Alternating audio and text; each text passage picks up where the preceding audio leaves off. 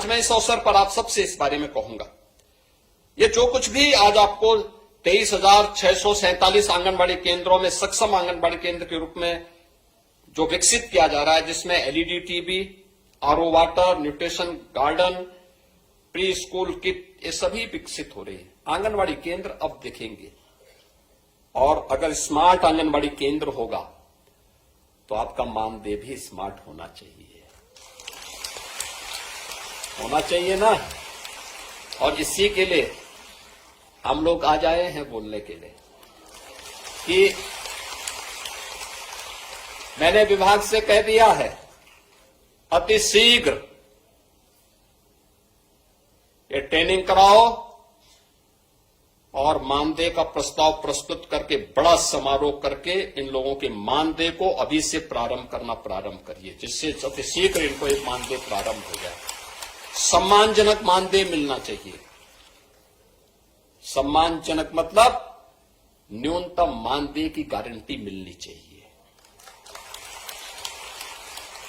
हम लोगों ने प्रारंभ किया है, आप देखना इसी अप्रैल से हम लोग पहले जितने भी आउटसोर्स कार्मिक हैं उनके लिए हम लोगों ने कारपोरेशन गठित किया है। पहले क्या होता था, ये जितने आउटसोर्सर कंपनियां थी ज्यादातर कोई ना कोई माफिया या कोई ना कोई नेता संचालित करता था। और शोषण कहां से करता था? सरकार से पाता था 10,000 12,000 और उसको मिलता था 5,000 6,000। वह सरकार से भी लेता था, उस कार्मिक से भी लेता था और साथ साथ नियुक्ति के समय भी उससे पैसा लेता था। हमने कहा भी 4,000 5,000 6,000 रुपए में क्या होगा किसी का? आज के समय में इतना पैसे से क्या कोई देखभाल कर पाएगा? और विभाग को बुला के मैंने बहुत सख्ती से कह रखा है, हर हाल में इसको लागू करो। अप्रैल से मैं चाहूंगा कि इस व्यवस्था को लागू करने की तैयारी करो। अब हम कारपोरेशन को आगे बढ़ा रहे हैं, शोषण मुक्त व्यवस्था बनाएंगे, सम्मानजनक मानदेय अपने कर्मचारियों को देंगे। जो प्रदेश के हित में काम करेगा, प्रदेश के बचपन को संवारेगा, प्रदेश के विकास में भागीदार बनेगा, राज्य सरकार उसके साथ खड़ी होगी, उसको सम्मानजनक जीवन जीने के लिए आगे बढ़ने का अधिकार देगी। और इसके लिए मैं आप सभी आंगनबाड़ी कार्यकर्ती बहनों से कहूंगा, एक बड़ी जिम्मेदारी आपके ऊपर है। यद्यपि आपकी कार्यनिष्ठा पर कोई संदेह नहीं, क्योंकि जब संकट में प्रदेश था, हम लोगों ने कोरोना जैसी चुनौतियों को झेला है। और उस समय मैं देखता था बड़े से बड़े लोग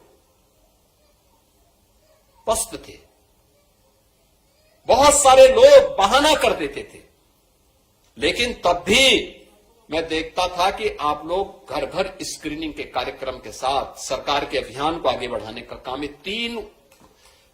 तीन तबके को तो मैंने अपनी आंखों से देखा है, क्योंकि मैं भी निकला था। प्रधानमंत्री जी जब फील्ड में उतरे थे तो मैं भी उतरा था और हम लोगों ने जिले जिले में जाकर के देखा था। मैं किसी भी गांव में जाता था, क्योंकि अक्सर होता है कि हम लोगों के कार्य जनपद मुख्यालय पर या ब्लॉक मुख्यालय या तहसील मुख्यालयों तक सीमित होता है। लेकिन कोरोना के दौरान मुझे लगा कि कुछ लोगों ने कहा गांव में बीमारी है, हमने कहा शहर के साथ साथ गांव में भी जाएंगे। तो मैं गांव गांव में भी उतरा, गांव गांव में भी गया। कई कई किलोमीटर हमें सड़क मार्ग से चलना पड़ा और मैं देखता था, जब मैं किसी गांव में अचानक जाता था तो मुझे ये 3 वर्ग में से कोई एक देखने को मिलता था। तो आंगनबाड़ी या आशा वर्कर या एएनएम में कोई ना कोई वहां मुझे दिखाई देती थी, स्क्रीनिंग करती थी। तो ये जो चुनौती का मुकाबला उस समय आप लोगों ने किया है, उसके कारण सरकार के मन में भी है कि नहीं, इनको उसी प्रकार से सम्मान भी मिलना चाहिए, आगे बढ़ना चाहिए, प्रक्रिया आगे बढ़नी चाहिए।